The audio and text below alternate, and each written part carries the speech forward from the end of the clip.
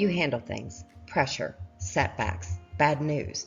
You absorb it and you keep moving. And people admire that about you.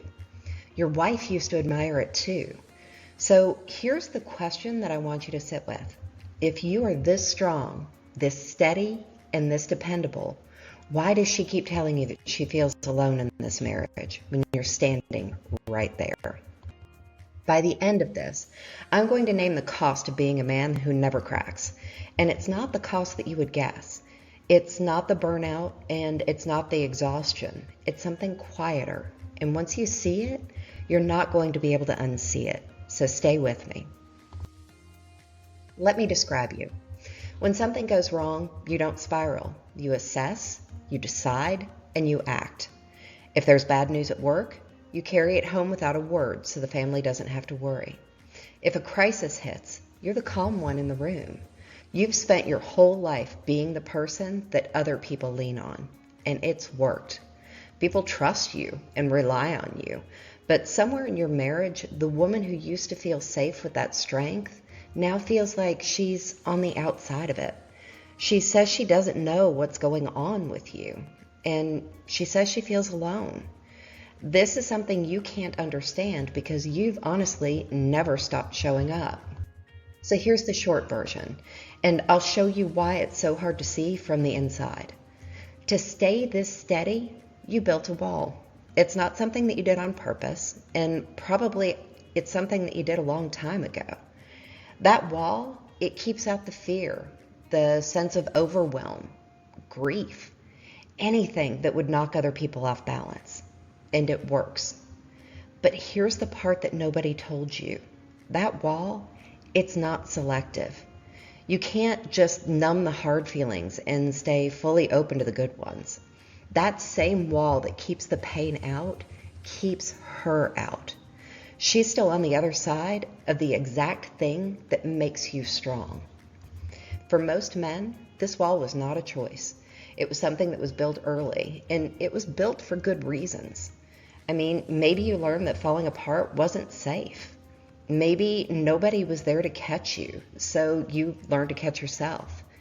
And maybe being the strong one was the only role available to you. So you took it and you got really good at it.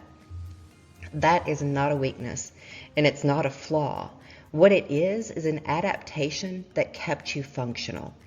The problem is that the thing that protected you when you were younger is now standing between you and the person that you most want to be close to. Now, here's the part that actually matters, and I'm going to ask you to stay with me here because in a second, I'm going to tell you what your wife experiences on the other side of that wall.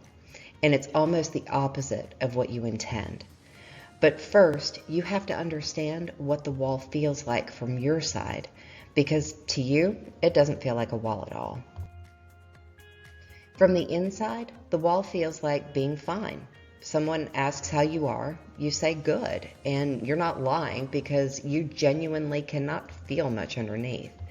You've gotten so good at not letting things in that you've lost some access to what's actually going on in you. This is what I call the emotional fog. It's not that you're cold or that you don't care. It's that the volume got turned down on these emotions so low for so long that even you can't always read it.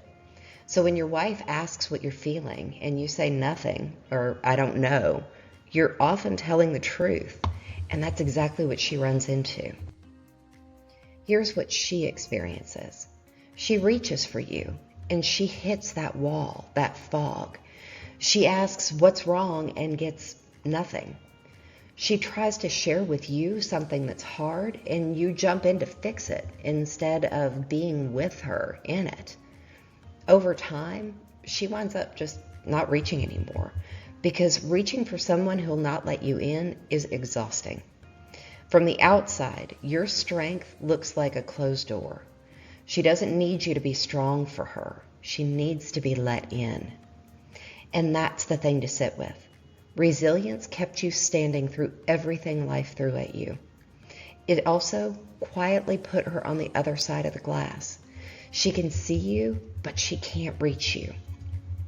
And this is why it becomes a cycle. Something hard happens and you handle it alone because that's what you do. She feels shut out because whether you intended to or not, she was. So she winds up pulling back a little. You wind up feeling her pull back and you read it as her being distant. So you close up a little bit more to protect yourself. And around it goes. The more you hold on, the more alone she feels. And the more alone she feels, the less she reaches, which leaves you holding even more. Neither one of you is necessarily doing anything wrong. It's just not something that helps you build the connection that both of you want in the marriage. That strength, that wall leaves her with nowhere to enter. So let me name that cost I promised you at the start. The cost of being the man who never cracks is not that you break, it's that you become unreachable. The people who love you end up loving an outline of you because the real thing is behind the wall. And the fix to this is not to fall apart. You don't have to become a different man or break down all the time. You just have to let her in small ways, on purpose. It looks like this. You name one real thing you're carrying before you have it solved. Let it be unfinished. Because the point is not the fix. The point is that she got to see it. And you stay a beat longer instead of rushing to reassure her that you're fine. That's it. Small openings. Repeated over time, they let her back in more than any moment of being strong ever could. So here's your one thing this week. You don't have to have a big conversation. Just tell her one true thing that you're carrying before you have it figured out. Just one sentence. Let her see it. That's the whole assignment this week.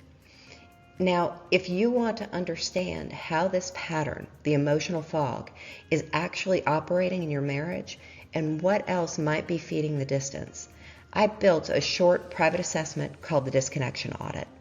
It's free, it takes just about 5 minutes, and the link is below. I'm Melissa, and I'll talk to you soon.